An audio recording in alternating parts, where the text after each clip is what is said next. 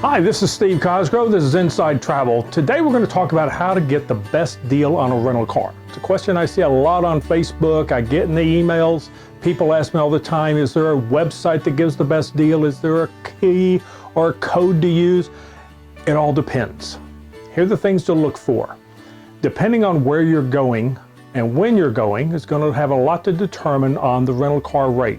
There is no one website that gives you the best rate all the time. There is no magic code you can use to get the best rate all the time. The car rental companies price their stuff dynamically, meaning they change the rates daily, hourly, all depending on how fast they're renting, what do they have left, and what are they trying to move. So here's some things to look for. Yes, go ahead and check Costco, check USAA, check AAA, check your company intranet for codes. Test them, see which one's giving you the best rate. It's going to change. It may be one rate today, it may be another rate tomorrow. Another thing to look for, rent off airport property. You're going to avoid the airport taxes by doing that, and usually you can return the car to the airport. So you can take the shuttle bus, you can take the hotel van, you can take Uber to get to your hotel or get to that off-site rental location. For instance, here in Dallas-Fort Worth, you can rent from Hertz at the airport, or you can rent from Hertz in Grapevine. You can take a train from the airport to Grapevine that goes within about 2 blocks of where the Hertz location is and pick your car up there. So renting off-site is going to save you anywhere from $5 to $20 a day in airport taxes. Look at your insurance. Check your car insurance at home, and does it have a policy or a part of it that covers you if you're renting a car when traveling? It may domestically, it may not internationally. Ask and check.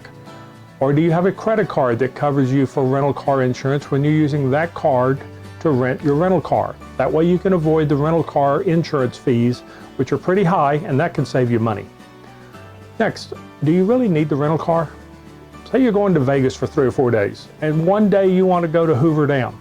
Rent the car that day. Drive to Hoover Dam, see it, then return the car, take the shuttle back to the hotel. Otherwise, you're going to pay the hotel anywhere from $10 to $30 a day just to park the thing there. And if you think you're going to get a convertible and go dashing down the strip at 60 miles an hour with your head blowing in the wind, not happening. The strip is always busy. Okay, so consider, do you really need the rental car? Okay, look at your discounts.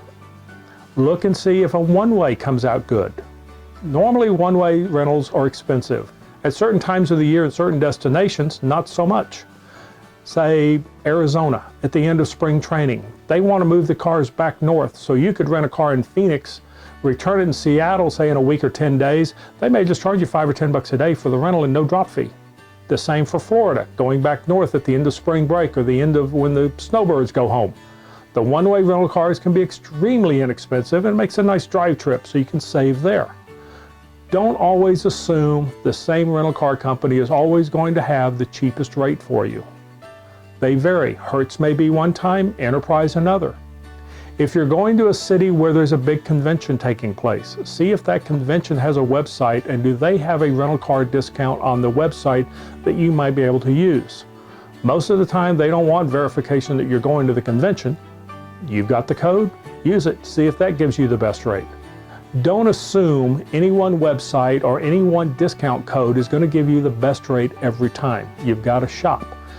The last tip is check with your travel agent. There are things called opaque rates that rental car companies and hotel companies give to tour companies. These are extremely low prices, but they can't be advertised on their own. They have to be combined. So in the case of Las Vegas, Miami, Orlando, travel agent may have a package including the hotel you're wanting to stay at with a rental car with maybe a dinner or a sightseeing tour that's less than you buying the rental car on its own, the hotel on its own, and the extra piece on its own. Sometimes you can get the whole package for less than what the hotel cost you. But only travel agents have access to these tour operator packages. So check with them and say, I'm looking for a car, I'm looking for a hotel, what's the package price? What these companies are using are these opaque rates that are unadvertised, can't be advertised, and you have no access to. The only other websites to look at would be closed market websites where they have a closed membership group. That's why Costco a lot of times will have a cheap rate, or USAA or AAA. These are rates that can only be shown to members, can't be shown to the general public. They're going to be cheaper than what you find on the rental car website themselves and give you a deal. But still, shop around. They may not be the lowest rate. Costco may be cheaper one time, Interline Travel another, AAA another. Or the tour package may be less.